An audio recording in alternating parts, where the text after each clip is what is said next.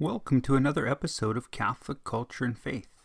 I hope everyone had a wonderful Christmas with all your families and friends. Today we're going to be looking at how to please God and how as a family we can do so. Today I want to talk about something that I feel might be a forgotten lesson in life. This is how to please God.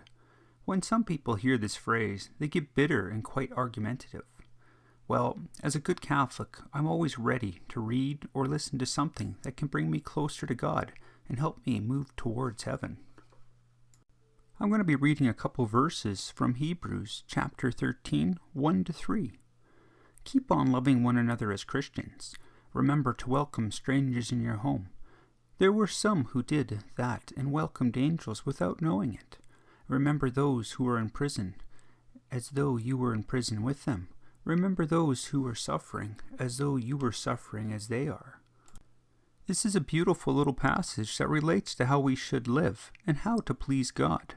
When I first read this, I thought about the corporal works of mercy and how we are called to help our neighbors.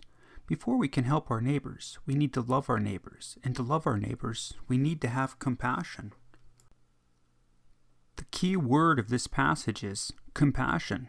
Take a pen and write down this in big letters on a notepad or piece of paper. The key word, compassion.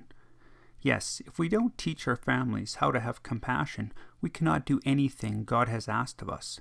We cannot love our neighbor. We cannot help our neighbors, nor can we help those that are suffering. I think this is a great place to start. What is compassion? Compassion is a feeling of distress and pity for the suffering or misfortunes of others. Often include the desire to alleviate them. How can we be compassionate to people in our communities and to start to make a difference? In our society, we must as a whole start to look at our fellow man as brothers and sisters, as our families of faith. As Catholics, we must start to do works of mercy, teach our families the importance of helping and being compassionate to our neighbors when they are in need, and spread the word of what we are doing, and find others that are looking to do the same as we are. When we teach the younger generation the arts of compassionate treatment of others at a young age, it will become a way of life. I'm going to explain the 3 bricks of compassionate treatment. These can help you interact and build positive relationships with people and help them when they are in most need. Number 1, positive attitude. To be compassionate to your fellow man, you need to have a positive, healthy attitude. It's the attitude you have when you interact with people. All the situations should be approached with an optimistic attitude and with the thoughts of assisting them as you would want to be assisted or helped. You can't help someone properly with a negative attitude and pessimism. Number 2, non-judgmental. This is a very important part to the compassionate treatment of others. Being non-judgmental is important as having a positive attitude.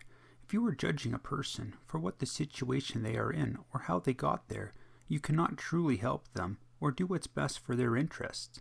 See them as a child of God and help them like they're your family member. Number 3, time management. What does time management have to do with compassionate treatment? Well, if you truly want to help someone, you must have the time.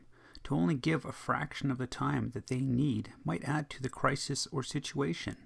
We must all take a couple extra minutes, or even more when situations of compassion come up.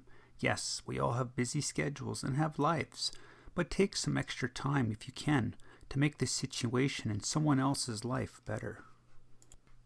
These 3 bricks can make compassionate treatment just that much easier.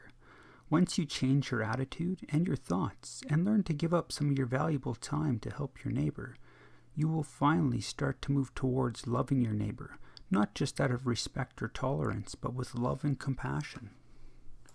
The biggest challenge we have today is to be compassionate to all people, to love all people we encounter as Christians. We can do all these things, but it takes patience, prayer, and understanding of our faith. We must all take the time to do these things if we want to succeed in pleasing God and moving forward towards heaven. We must teach our families the beauty of compassion at all ages. When we learn together, pray together, move towards heaven together, we have truly found what life is all about, pleasing God and promoting the faith. Take the time to place the seeds of love, and you will see its fruits and the bounty of it for many generations to come. In the upcoming episodes, we will be continuing on how to please God and be going more into detail on how to do so. Please read the descriptions below for links to other videos such as Works of Mercy, Loving Our Neighbor, and many others. We also look forward to having some feedback on our videos for future direction. From all of us here at Catholic Culture and Faith, stay strong, stay faithful, and stay united. Together we can all move towards heaven. Thank you and goodbye.